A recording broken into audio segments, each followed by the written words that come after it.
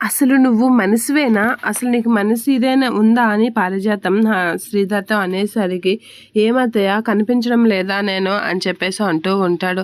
కనిపిస్తూనే ఉంది అని చెప్పేసి, అయినా సిగ్గు లేకుండా పెళ్ళికొస్తాను అన్నావేంటి? పెళ్ళికి రానని నిన్న నాతో ఫోన్లో శపథం చేసావు కదా, ఇప్పుడు పెళ్ళికి వస్తానని ఎలా అంటున్నావు అని అనేసరికి, తండ్రి హోదాలో పెళ్ళికి రావడంలో తప్పులేదు కదా, నా కొడుకు పెళ్ళికి నేను వస్తే ఇంకే తప్పేముంది అని అనేసరికి పారిజాతం అలా చూస్తూ ఉంటుంది. ఏంటి అత్తయ్య అలా చూస్తున్నావు అని అనేసరికి, అదేంటో మనుషులు ఎంత ఘోరంగా మారిపోతున్నారు, అసలు ఏం అర్థం కావడం లేదు అని చెప్పేసి పారిజాతం అంటూ ఉంటుంది.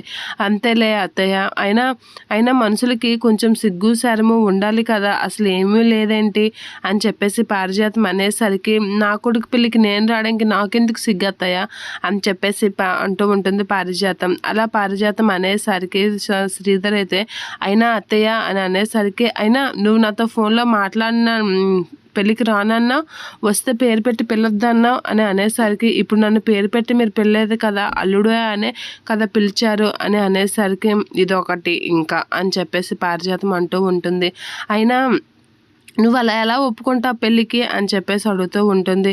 నా కొడుక్కి తండ్రిగా నేను ఒక్కనే ఉన్నాను కదా, మరి నేనే రావాలి తప్పదు, అందుకే తండ్రి హోదాలో వచ్చాను అని చెప్పేసి పారిజాతంతో అయితే అనేసరికి, అస్సలు నువ్వేం మనసువో నాకు అర్థం కావడం లేదు, నీకు సిగ్గు శరంతో పాటు మానవత్వం కూడా లేనట్లుగా ఉంది అని అనేసరికి, మీరు ఎన్ని తిట్టినా సరే నేను పట్టించుకోను, ఎందుకంటే నేను ఒక్కనే రాలేదు, బ్యాచ్ మొత్తాన్ని దించాను తెలుసా అత్తయ్య అని చెప్పేసి అంటూ ఉంటుంది. ఏంటి బ్యాచ్ మొత్తాన్ని దించావా, ఎందుకు నాయనా అని చెప్పేసి అనేసరికి, వెయిట్ అత్తయ్య ఒకసారి బ్యాచ్ని రానివ్వు అని చెప్పేసి అంటూ ఉంటాడు.